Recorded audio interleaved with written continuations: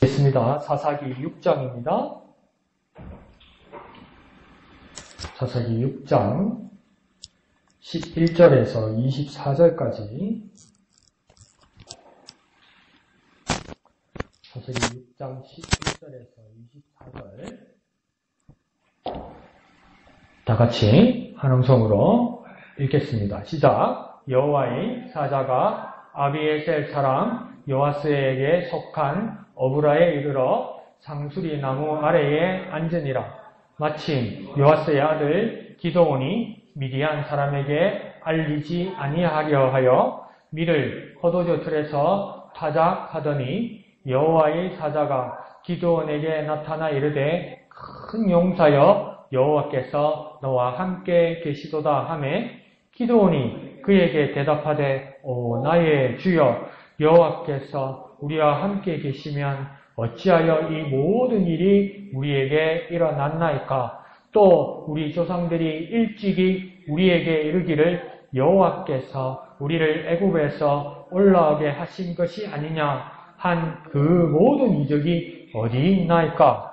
이제 여호와께서 우리를 버리사 미디안의 손에 우리를 넘겨주셨나이다 하니 여호와께서 그를 향하여 이르시되 너는 가서 이 너의 힘으로 이스라엘을 미디안의 손에서 구원하라.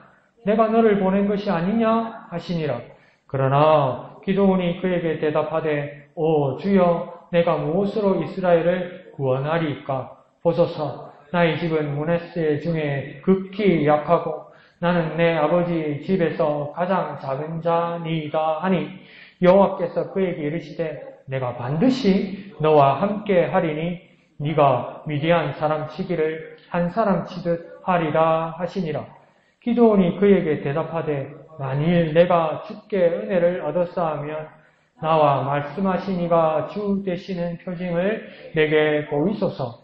내가 예물을 가지고 다시 주께 와서 그것을 주 앞에 드리기까지 이곳을 떠나지 마시기를 원하나이다 하니 그가 이르되 내가 너의 돌아오기까지 머무르리라 하니라.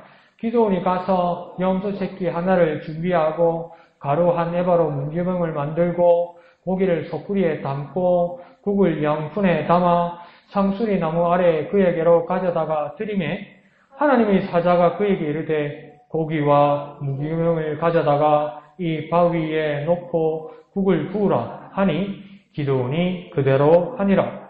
여호와의 사자가 손에 잡은 지팡이 끝을 내밀어 고기와 무기병에 대니 불이 바위에서 나와 고기와 무기병을 살랐고 여호와의 사자는 떠나서 보이지 아니한지라.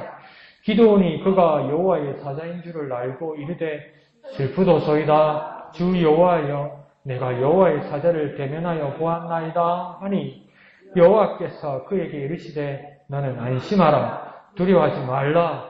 죽지 아니하리라 하시니라. 기드온이 여호와를 위하여 거기서 제단을 쌓고 그것을 여호와 샬롬이라 하였더라. 그것이 오늘까지 아비에셀 사람에게 속한 오브라에 있더라. 아멘.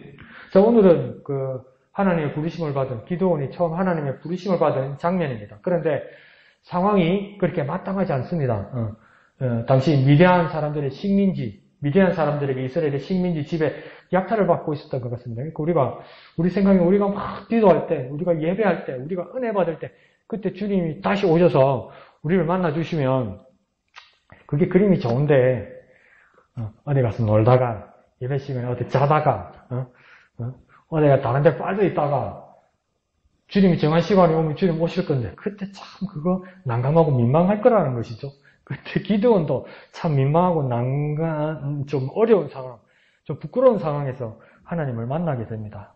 그런데 지금 이스라엘 사람들이 누구에게 지금 고통받고 식민지 상황을 살고 있냐면 미디안 사람들에게 식민지 지배를 받고 있다고 그럽니다. 근데 이 미디안이라는 사람이 언제 성경에 처음 나오는지 여러분 기억하십니까? 미디안이 자주 나오긴 하는데 미디안이 처음 나오는 게 제 기억으로는 창세기 25장이에요. 그게 뭐냐면 그 앞장에는 무슨 일이 있었냐면 아브라함의 부인 사라가 죽지요.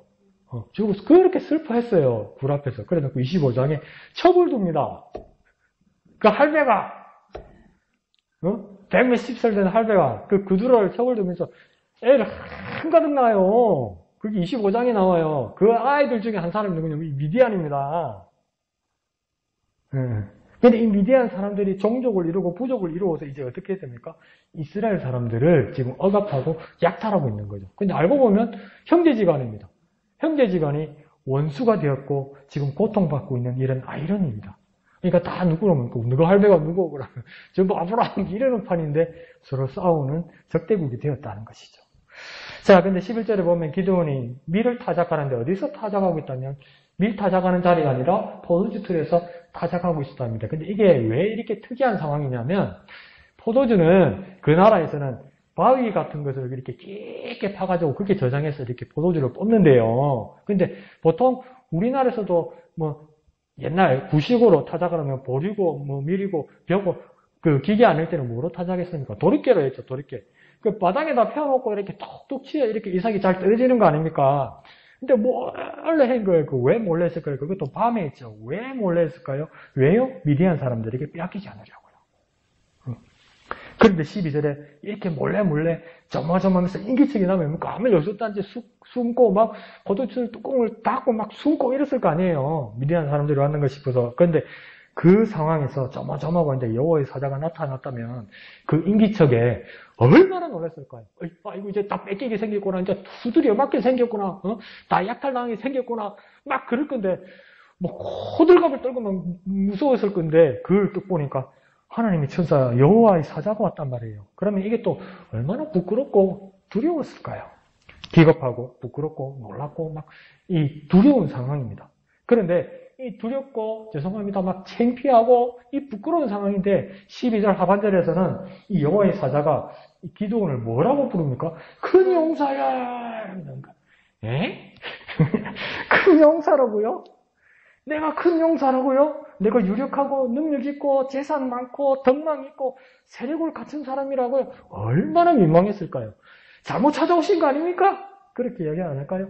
또 마침 이러잖아요. 여호와의 사자가 먼저 와 있었는데 마침 그 기도를 만났다니까 때마침이 아닌데 잘못 찾아오신 것 같은데 그렇게 생각할 수도 있지 않을까요? 그런데 예수님께서도요 공생애를 시작하시면서 제자들을 이렇게 부르러 가시다가 제베데의 아들들이나 베드로 안드레의 형제들에게 똑같이 그 사람들에게 하신 말씀은 뭐냐면 내가 너희를 사람 낚는 어부가 되게 하겠다 이렇게 말씀하셨어요. 그런데 이 어부 생활을 하는 사람 세베데의 아들 요한과 야고보 같은 가의 아버지와 함께 같이 일을 하고 있는데 그러면 하루 이틀 지금 이 어업을 한 게 아닌데 어디 어부 출신도 아니고 목수질 하는 사람이 와가지고 바다에 강에 대해서 고기에 대해서 아무것도 모르면서 사람 낚는 어부가 되게 하겠다고 말을 하면 이게 얼마나 똥딴지 같은 소리겠습니까?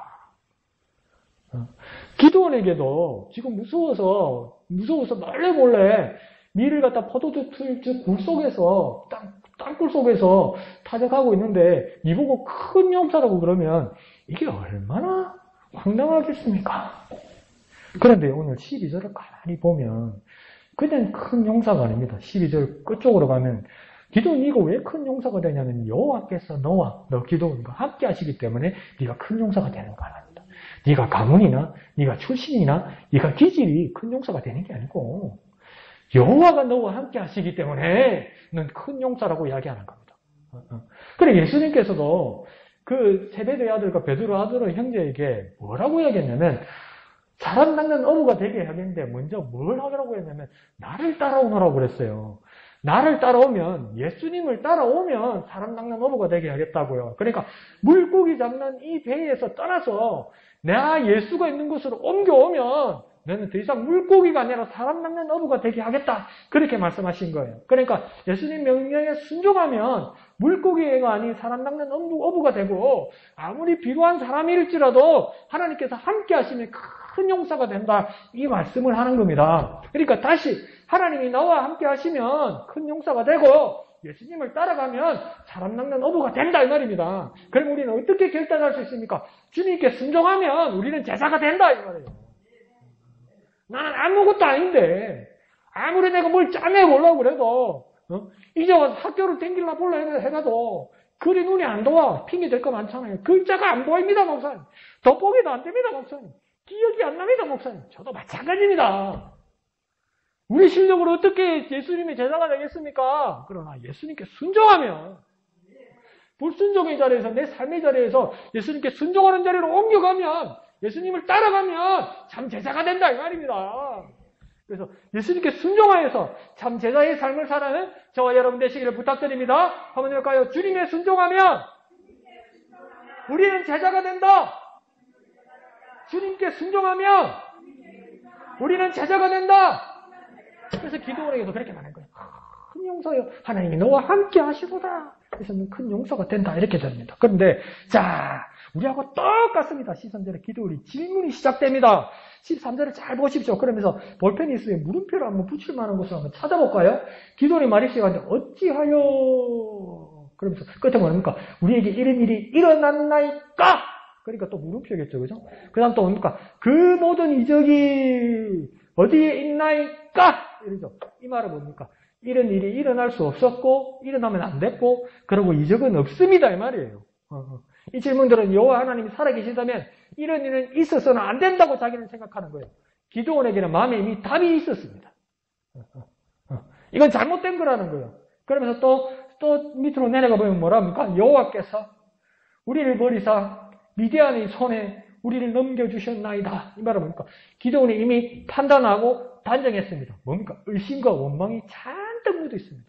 하나님 살아계신데, 하나님 능력자신데, 하나님 큰 용사도 부르실 수 있는데, 하나님 우리를 버리셨습니다. 그래서 하나님 우리 저에게 넘겨주셨습니다. 다 판단하고 있어요. 자기 다 알고 있다고 이야기해요. 판단하고 다 알고 있다고 하면서 하나님 앞에 뭐 어떤 마음을 드러내는 겁니까? 의심하고요. 원망하는 겁니다. 그러니까 더 쉽게 우리 적용해 볼까요? 신세 한탄하기 시작하면요. 내 마음속에 뭐가 자라나냐면 의심과 하나님 원망하는 마음이 같이 올라오는 겁니다. 이게. 신세 한탄하면요. 그래서 우리 목사님이 죽겠다 하지 말라는 겁니다. 제발. 말 안 듣는데 진짜 안 듣는데 눈치라도 좀 있어야지. 말 안 들어도 눈치라도 있어야지. 목사님 앞에서는 안 해야지. 밖에서 습관이 나니까 죽겠다. 죽을 뻔했어요. 이러면서 뭐랍니까? 어떤 사람 눈치 있는 사람, 엄마야, 목사님 내 말 잘못했네. 이런 사람도 있고, 말해놓고 자기가 뭘 말했는지도 모르는 사람도 있어요. 네. 그런데 이 말들이 잘못된 것들이지만 우리가 시험 들고 힘들 때 마음 한구석에서 같이 자라나는 그 질문들과 원망들입니다. 이 기도원에게도 이런 것들이 있었다는 것이죠. 그런데 14절에 보면 하나님의 답은 아주 간단하고 명료합니다. 어떻게 잘못 들으면 하나님의 대답은 당황스럽습니다. 뭐라고 이야기하는 거예요? 14절에 너의 힘으로 이스라엘을 구원하라. 기도원의 너의 힘으로 이스라엘을 구원하라. 와, 우리는 이제 안 배웠는데 나는 힘이 없어도 하나님의 능력으로 믿사오니 구원하겠습니다. 구원 주십시오. 이렇게 했는데 근데 14절을 그대로 읽어보면 너의 힘으로 이스라엘을 구원하라. 이거 잘못 해석하면 어떻게 됩니까? 네가 알아서 해라. 나는 모르겠다. 이렇게 들을 수도 있는 거예요. 하나님이 네가 알아서 해라. 아니면 넌 이미 대단한 사람이니 너를 믿고 싸워 이겨라. 이렇게 말할 수도 있다는 겁니다. 나를 믿으라고? 우리 남편이 그랬는데 내 주먹을 믿으라고 그랬는데 우리 남편한테 물어볼까? 이 부분만 보면은 그렇게 말할 수 있는 겁니다. 그런데 중요한 것은 14절 마지막에 뭐라고 이야기합니까? 나 하나님이 너 기도원을 보낸 것이다. 이렇게 얘기하는 거예요. 나 하나님이 보낸 것이라는. 여러분 어릴 때 기억납니까? 어릴 때 우리는 구멍가게 외상장부 있었죠. 외상장부 있어가지고 뭐랍니까? 어릴 때 가게 가가지고 우리 엄마가요 50원치 사 먹으라고 그러는데요. 그럼 골라봐라. 자꾸 이러죠. 저도 만약에 그렇게 사 먹고 이랬거든요. 뭐 짱구, 자야, 보름달, 빵 뭐 이런 거 사 먹고 이랬거든요. 근데 하루는 들켰어요. 초등학교 때. 우리 엄마가요 사 먹으라고 그러는데요. 이랬는데 그 가게 주인 아줌마가 우리 어머니 찾아왔어요. 이놈 자식이 하루에 네 대뿐을 온 거예요. 네 대뿐을. 우리 엄마가 사 먹으라는데요. 이러면서 내가 네 대뿐을 간 거예요. 우리 엄마 그럴 일은 없잖아요. 하루에 한 번이면 두 번이지. 그래갖고 동네 애들 다 갈라준 거예요. 갈라주면서 착해서 갈라준 게 아니고 주면서 인사받고 격려받으려고 딱 격려하면 줄게 이러면서 그 짓을 하고 있었어요. 들켰지요. 난리가 나갔죠. 그래도 처음에 엄마가 사 먹으러 하대요 이러면 주인 아줌마가 왜 돈을 가져오지 않아도 그 물건을 내줍니까? 우리 어머니 때문에 내주는 것이죠. 내가 갚을 능력이 있습니다. 주세요 하면 안 주죠. 우리네에게. 그런데 지금 뭡니까? 기도원에게도 뭐라고 합니까? 하나님, 내가 보냈다고 이야기해요. 나 하나님이 보냈다고 이야기하는 거예요. 나 하나님이 보냈기 때문에 순종하지 못할 것들은 없다는 거예요. 불순종할 것들은 없다는 거예요. 다 말 듣게 돼 있다는 거예요. 그러니까 너 가라고 이야기하는 거예요. 그리고 12절에서도 마지막에서 이미 말씀하셨죠. 기도는 너 혼자 멀리 보내는 것이 아니라 나 여호와가 너 기도원과 함께 한다. 나 여호와가 그래 이 말은 뭡니까? 같이 간다. 만약에 가게 주인이 바뀌어가지고 우리 엄마가 뭐 먹으라는데 뭐 네가 누군데? 이러면 그 뭔가 지도하고 엄마 주인 아줌마가 안 주더라 주인이 바뀌어. 그럼 우리 뭡니까? 엄마하고 가자 하고 손잡고 가잖아요. 그럼 내주잖아요. 물고 마찬가지죠. 하나님 뭡니까? 손잡고 같이 가신다는 거예요. 그러니까 그 나와 하나님과 함께하는 그 힘으로 그 힘이 너에게 이제 있다는 거예요. 나 하나님이 함께하는 내가 하나님이 보낸 것, 나 하나님이 손잡고 넘어가는 것, 그게 너에게 있으니까 그 너의 힘으로 이스라엘을 구원하라 이 말이에요. 좀 용기를 가지고 담대하게 좀 해보라는 거예요. 모세는요 하나님을 만나기 전에 그러니까 양을 치는 지팡이가 있었습니다. 그 지팡이 가지고 모세도 참 엉거주춤하고 많이 주저했죠. 그래서 하나님이 뭐라 하냐면 이거 지팡이를 던져보라고 그랬어요. 그 지팡이가 뱀으로 변합니다. 그런데요, 그 사막에서 뱀을 자주 본 사람은 얼마나 당황했겠습니까? 이 뱀이 가는데 이게 뱀 머리면, 뱀 대가리면, 뱀을 잡을 줄 아는 사람도 뱀 대가리 그게 꼬리가 있으면 어디를 잡아야 됩니까? 잘 잡는 사람. 황지수사에. 어디를 잡아야 됩니까? 대가리 목을 잡아야 되죠. 그냥 하나님 뭐라고 시킵니까? 꼬리 잡으라고 합니다. 그 물리 죽으라 이 말이죠. 그 말이죠. 근데 뱀 꼬리를 잡아요. 근데 그게 다시 뭡니까? 다시 지팡이가 되더라는 거죠. 인간적으로 가능한 것, 그런 것 하나님이 안 시킨다는 거예요. 있을 수 없는 일을 하나님께서 시키신다는 거예요. 그래서 그 지팡이로 뭡니까? 첫 번째 재앙이 시작되기 전에도 많은 기적들을 먼저 보여주시죠. 그러면서 모세가 이제 애굽의 바라오에 갈 때 그 지팡이 이름이 바뀝니다. 원래는 이 지팡이 주인이 누구입니까? 모세지요. 모세 짓거죠. 그런데 그 이름이 바뀝니다. 하나님이 지팡이라고 합니다. 모세가 하나님이 지팡이를 짚고 가더라 이래요. 같은 지팡이인데 지팡이 새로 안 샀어요. 새로 안 만들었어요. 그냥 쓰던 지팡이에요. 원래는 모세의 지팡이였어요. 근데 이제 애굽의 바로를 만나고 할 때 뭐라고 하냐면 하나님의 지팡이를 짚고 갔대요. 여러분. 여러분 가지고 있는 거, 여러분 쓰고 있는 거, 여러분의 외모, 여러분의 환경, 뭐 변한 거 없어요. 근데 하나님이 함께 하시면 그 모든 것이 그러니까 나와 함께 하시는 하나님이 증거가 되는 거예요. 여러분에게서 그런 놀라운 고백, 놀라운 발견이 일어나시기를 예수님 이름으로 축원드립니다. 자, 오늘 본문도 마찬가지입니다. 여전히 이제는 기도원이지만 이제 하나님이 함께 계시고 하나님이 보내신 너 기도원은 이게 14절에 이상한 말이 하나 붙어 있어요. 14절에 보면 여호와께서 그를 향하여 이르시되 너는 가서 너의 힘으로 구원하라고 말하기 전에 너의 힘 할 때 너 앞에 뭐라고 되어 있습니까? 이 너의 힘이라고 되어 있어요. 이 너의 힘. 그러니까 너의 힘 이거는 순전히 너에게서 나온 것이 아니라 이건 너의 힘. 하나님 너와 함께 하시고 너를 보내신 이건 너의 힘으로 이스라엘을 구원하라는 거예요. 그냥 죄송합니다. 우리 동네말로 호분 이거 말고 이제 너에게 생긴 이건 너의 힘. 하나님이 함께 하시는 너의 힘. 하나님께서 보내시는 그 능력의 힘. 이건 너의 힘으로 이스라엘을 구원하라고 말씀하시는 겁니다. 그러니까 우리도 사람을 어떻게 구원할 수 있는 겁니까? 나를 구원하신 예수의 이름으로 하는 사람들을 구원하는 거예요. 내가 능력이 생기고 내가 훈련이 잘 되어서 이제 근육이 있어서 누구를 건져내고 누구를 이겨내고 누구를 도와주고 이럴 수 있는 것이 아니라 나는 오직 예수의 이름을 의지하여 이건 예수의 이름을 의지하여 이제 나와 함께 계신 이건 예수의 이름을 의지하여 사람을 구원할 수 있는 겁니다. 그렇게 놀라운 능력의 삶을 사는 이건 예수의 이름으로 능력의 삶을 사는 저와 여러분 되시기를 부탁드립니다. 한번 해볼까요? 예수의 이름을 의지하여 사람을 구원한다. 예수의 이름을 의지하여 사람을 구원한다. 그러니까 내 팔을 뻗어서 사람을 구원하고 내 입으로 사람을 구원하고 있지만 그것은 뭡니까? 이것 예수의 이름 때문에 그렇게 되는 거예요.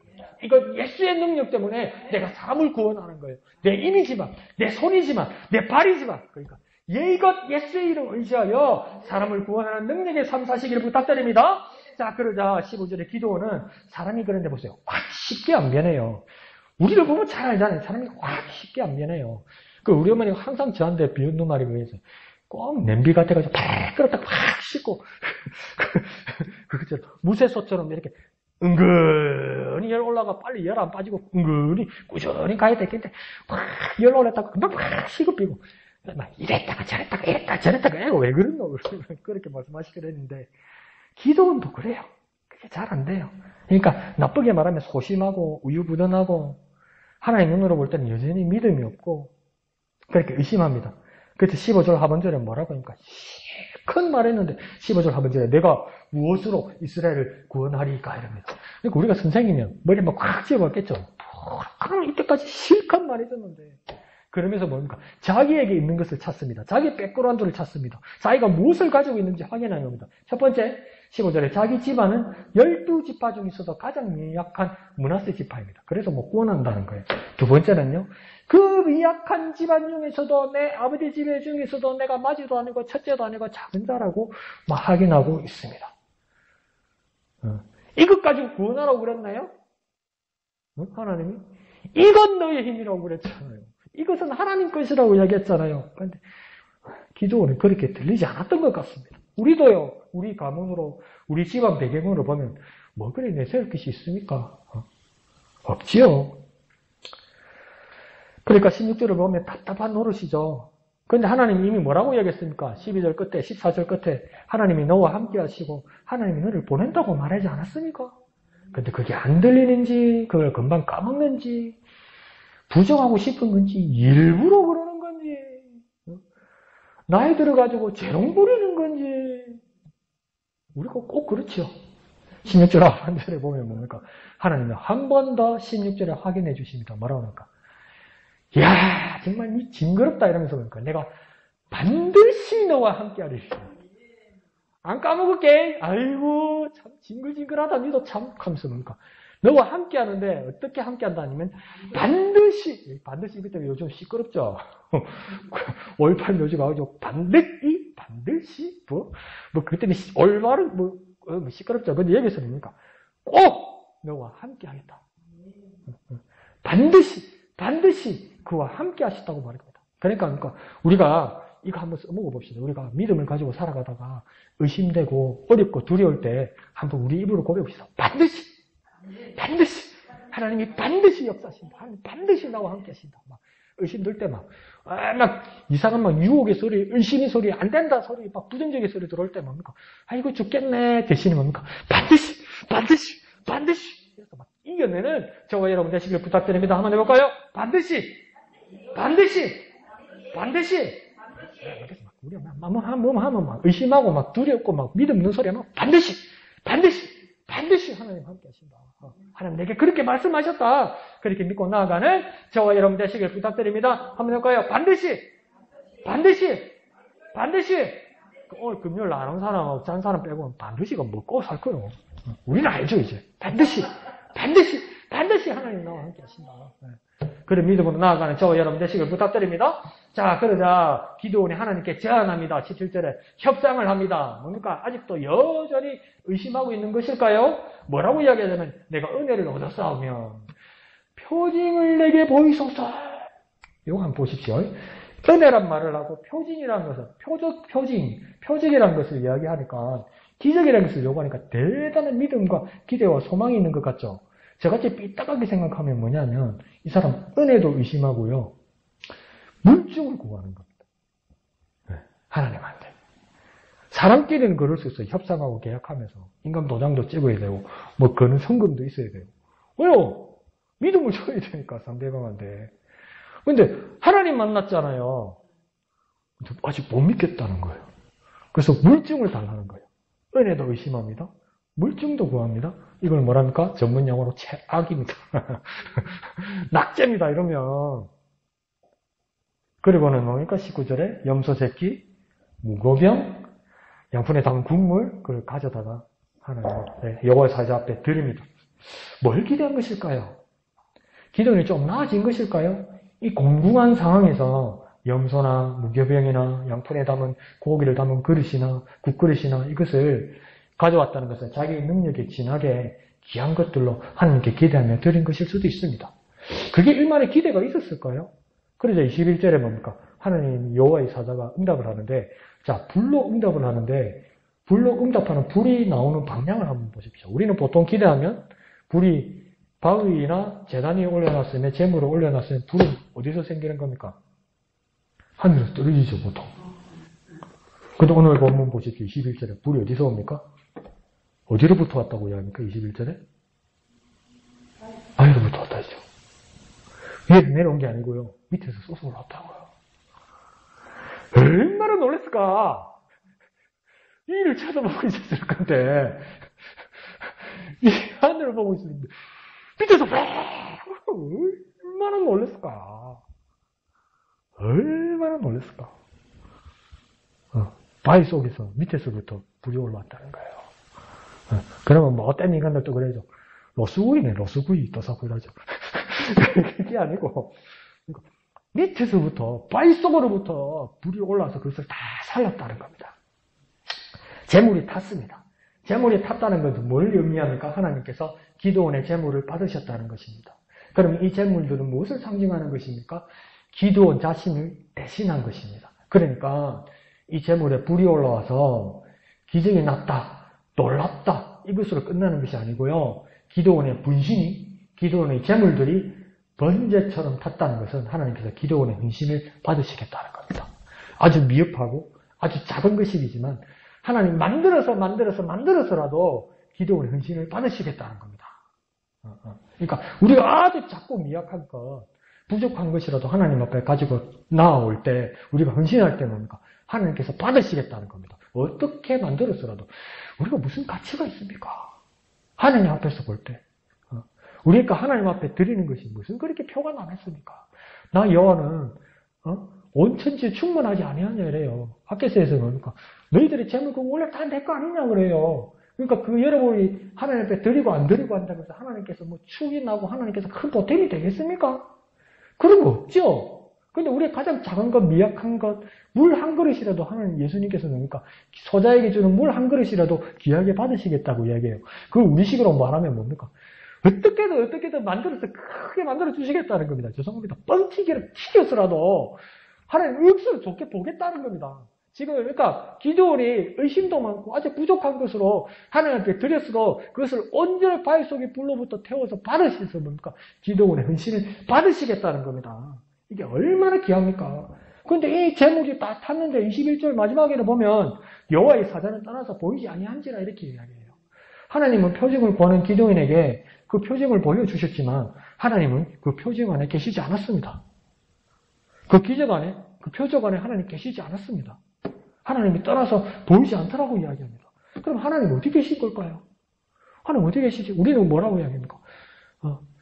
저도 설교를 하죠. 어느 교회 가면, 어느 부흥사 만나면, 어느 기도원장 가면 잘 맞춘다대. 막 벌떡벌떡 일난다 하대. 막 입이 터진다 하대. 막 돈이 생긴다대. 길을 보여준다대. 그럼 가고 지구교회 예배도 빼먹고 가고 거기다가 뭐 돈 따갔다 바치고 막 적금 깨고 난리 굿이 나고 막 그런 기적이 있는 곳으로 막 몰려가고 막 눈이 쏠리고 정신이 팔린다고요. 너무 그거 욕하면 안 되는데 다 우리 동종업자들인데 그렇지만은 뭡니까? 거기에 하나님 계시지 않더라는 겁니다. 오늘 이 놀라운 기적 가운데도 하나님 계시지 않더라는 겁니다. 그럼 하나님 어디 계신 것일까요? 22절에 보니까 뭐라고 이야기합니까? 기드온이 그가 여호와의 사자인 줄 알고 이제 하나님이신 줄 깨달았다고 이야기합니다. 근데 하나님은 재물에 계신 것이 아니라 그러니까 하나님 어디 계신 겁니까? 기드온의 깨달음에 계셨습니다. 하나님 어디 계시냐면요. 우리가 하나님을 깨달을 때 그곳에 하나님 계신 겁니다. 어디가 용하고 어디가 놀랍고 어디가 신기한 일이 일어나는 곳에 하나님이 함께 계신 것이 아니라 하나님 그곳을 떠나서 기드온의 고백 속에 깨달음이 고백 속에 하나님 함께 계셨다는 겁니다. 여러분 진짜 하나님 임재를 만나고 싶습니까? 그 깨달음이 고백 속에 여러분의 깨달음이 고백 속에 하나님 계신 겁니다. 그래서 하나님 뭐 한다고 이야기합니까? 저 산을 찾아가봐라, 저 기도원을 찾아가봐라, 저 교회를 찾아가봐라고 말하지 않고 저 센터를 가보라고 말하지 않고 뭐라고 합니까? 너와 함께 한다고 이야기하잖아요. 자꾸 어디를 찾나? 내가 너와 함께 한다잖아요. 하나님 나와 함께 한다잖아요. 그러니까 이 깨달음이 이제 뭡니까? 고백으로 터져나오는 겁니다. 뭐라고 하니까 슬프도소이다. 주 여호와여 내가 여호와의 사자를 대면하여 보았나이다. 이렇게 이야기하잖아요. 탄식과 회개와 놀라움과 경외하는 말들이 빽 쏟아지더라고요. 이게 뭐 때문에 쏟아진 겁니까? 표적이 일어났지만 기도원의 깨달음과 고백 속에서 일어난 겁니다. 내게서 깨달음과 고백과 경외하는 말들로 넘쳐나게 하소서. 이 기도가 더 중요한 거예요. 그러니까 제 친구들 중에 정말 믿음 생활 잘하고 이런 친구들이 있었어요. 근데 그 친구는, 그 기억나는 친구는 여름 방학 때만 믿음이 좋아. 여름 방학 때만 믿음이 너무 좋아. 정말 좋아. 누구를 다 능가하는 것 같아. 근데 왜 매년 여름 방학 때만 이 친구가 믿음이 좋냐면, 여름 방학 때만 부흥회를 했거든요. 그 교회가. 그래서 주일날 교회도 잘 안 오다가, 방학 시작 때면 막 그 캠프 막 비용 다 내고, 막 섭외하고 막 다 가요. 그러면 그때는 진짜 뜨겁게 해요. 결심하시겠습니까? 결심하시고 일어나세요. 주의 종이 되시고 결심 다 일어나요. 한 달이 안 가. 겨울 되면 꽁꽁 얼어. 그 여름 되면 또 와. 그걸 제가 3년을 봤어요. 3년을. 그러니까 그곳에 하나님 계시다고 제가 생각하는 거예요. 그러니까 이 사람은 여름에 축이 잠겨 있고 여름이 기대가 되고 여름만 바라보고 사는 거죠. 그러니까 그 시간, 그곳에만 하나님 계시겠다고 생각하는 거예요. 그러나 하나님 어디 계시냐면 우리 깨달음과 우리 고백 가운데 계십니다. 날마다 살아계시는 하나님을 만나고 싶습니까? 하나님의 임재를 경험하고 싶습니까? 그러면 하나님을 깨닫고 하나님 앞에 고백하는 걸 그 가운데서 살아계신 하나님을 만나게 되는 겁니다. 그래 우리는 어떻게 기도해야 되겠습니까? 내게 깨달음과 고백의 말들이 넘쳐나게 하소서. 내게 깨달음과 고백의 말들이 넘쳐나게 하소서. 그렇게 간절히 기도하는 저와 여러분 되시기를 부탁드립니다. 한번 해볼까요? 깨달음과 고백의 말들이 넘쳐나게 하소서.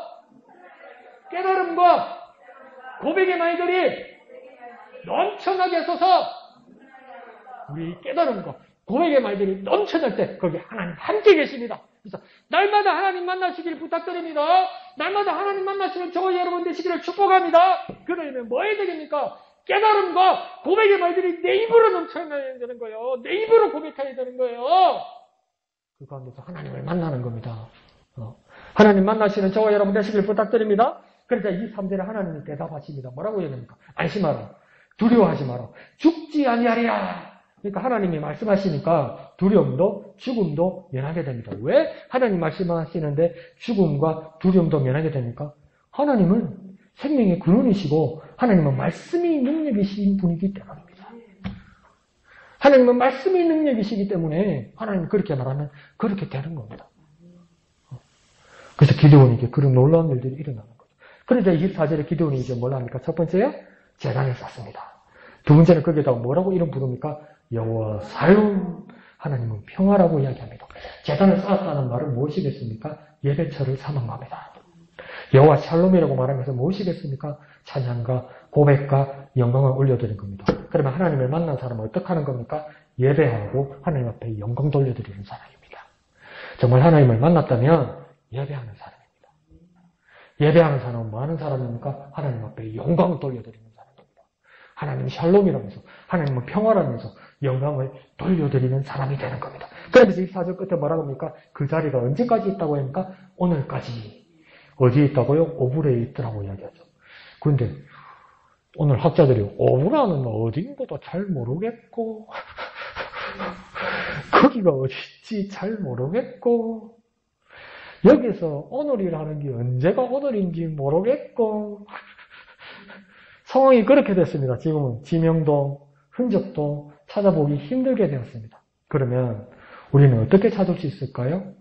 오늘 우리가 예배받으시는 하나님, 그 평강의 하나님은 고백 가운데 그 하나님은 영원하게 살아계신 겁니다.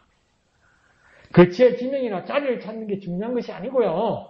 내가 예배하고 그 하나님께 영광을 돌려드릴 때 그 하나님은 영원히 살아계신 하나님이 되시는 겁니다. 기도원이 고백하기를 우리 하나님은 참고 대답해 주시고 또 기다려 주셨습니다. 보십시오. 기도는 그렇게 훌륭한 사람같이 보이지 않죠?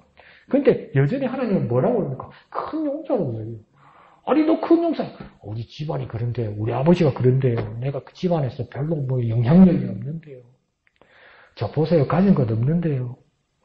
하나님 살아계시는데 왜 이래요? 다 이제 와서 보니까 다 말도 안 되는 소리인데. 지 똑똑하다고 해서 다 주저리 말하니까 다 말도 안 되는 소리인데. 왜 우리가 여기까지 꿋꿋하게 살고 있습니까? 우리가 뻔뻔해서 사는 게 아니고요. 하나님이 참고 기다려주시기 때문에 우리가 살고 있는 겁니다. 기도는 왜 큰 용사가 됐습니까? 하나님이 참고 대답해 주시고 기다려 주셨기 때문에 큰 용사로 변화시켜 주신 것입니다. 그 하나님이 어떤 하나님이라고 오늘 기도를 고백합니까? 샬롬의 하나님. 하나님이 평강의 하나님이시기에 내가 큰 용사가 될 수 있었다. 하나님이 인자하시고 사랑의 하나님이었기 때문에 내가 용사가 될 수 있었고 하나님의 위대한 일꾼이 될 수 있었다. 저와 여러분, 하나님이 샬롬의 하나님, 평강의 하나님, 참고 나를 기다리시고 나를 큰 사람으로 만들어주시는 하나님, 큰 하나님의 일꾼으로 만들어주시는 하나님, 그 믿음의 소망을 결코 놓치지 말길 부탁드립니다. 이거 깨닫고 가고 이해하고 가고 알고 가다가 분명히 용문을 나서면 흔들릴 거예요. 그때 뭐 하면 됩니까? 우리 앞에 있는 것처럼 반드시 아니야 반드시 아이고 좋겠다 아이다 반드시 하나님 함께 하셔서 하나님 이루신다. 그렇게 믿음으로 고백하고 성취해 나가는 저와 여러분 되시기를, 승리하는 저와 여러분 되시기를 예수님 이름으로 축원드립니다. 한번 해볼까요? 반드시 절대 잊지 마십시오. 그 아침에 일어나가 반드시 뭐더라 찾아보면 되지. 기억하면 기억나겠지.